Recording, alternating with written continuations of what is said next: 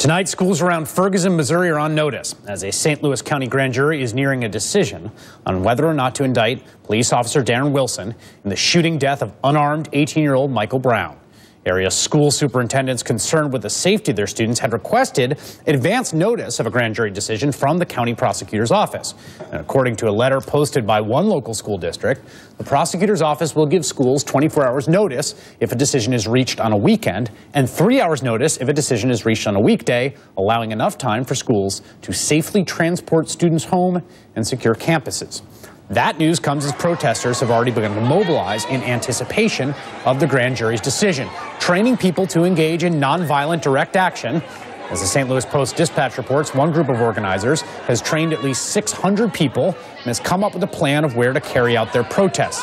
They've identified 4 potential hotspots for protesters. Once a decision has been made, they include, according to the Post-Dispatch, the Ferguson police station, the stretch of West Florissant in Ferguson near the Quick Trip that burned the day after the killing of Michael Brown, the business district in Clayton, and the Shaw neighborhood of St. Louis, where Vondert Myers Jr. was killed by a St. Louis police officer last month.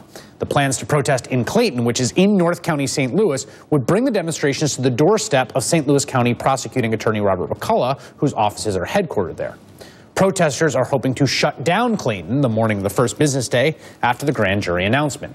In the meantime, an entire community is watching and waiting, and so are we. Stay tuned.